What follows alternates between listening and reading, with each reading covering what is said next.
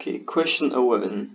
We are given the shape of a straight line, or the equation for a straight line, but it doesn't look quite as normal, or rather it's not in the standard form with which we've been dealing in class. It looks like the following. 2x plus 3y is equal to 12. All I'm going to do to get up and running is to rearrange what we have here to isolate y on one side and rewrite the equation for this straight line in a more familiar form. So this is exactly the same thing as 3y is equal to negative 2x plus 12, and dividing through it by 3, this is the same thing as negative 2/3 x plus 4. With the equation in this shape, it might be a little bit easier for us to answer the questions that were posed in part 11.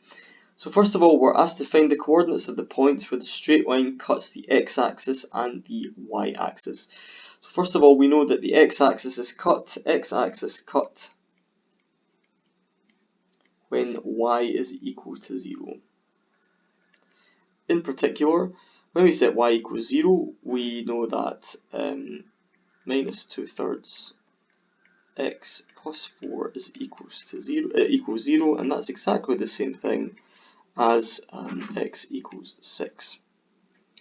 Similarly, the y-axis is cut when x is equal to 0. That's exactly achieved by plugging 0 into the equation. Y is equal to 4. I haven't quite answered the question at this point since we were asked for the coordinates of the points where the straight line cuts the x-axis. Thus,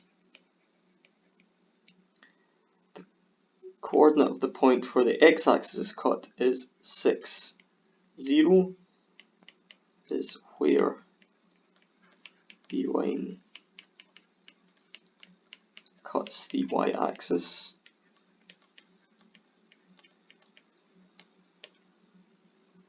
Rather, the x-axis, my apologies, going from the first question, the first point.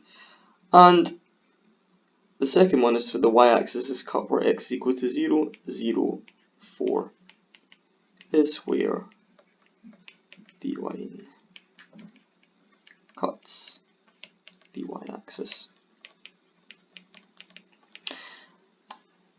Okay, part B. Now we're asked to figure out what the gradient of the line is, and this is where our previous work is going to really pay off. Let's go to the top.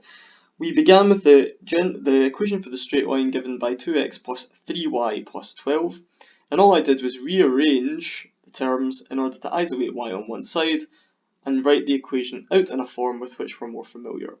That form is, in the abstract, y equals mx plus c, and we can notice here that it's very, very easy to read off exactly what the gradient is here. We can see quite clearly the gradient is given by the coefficient of x, which is negative 2/3. So part B is pretty easy to answer. The gradient of the line is negative 2/3. And that's us done.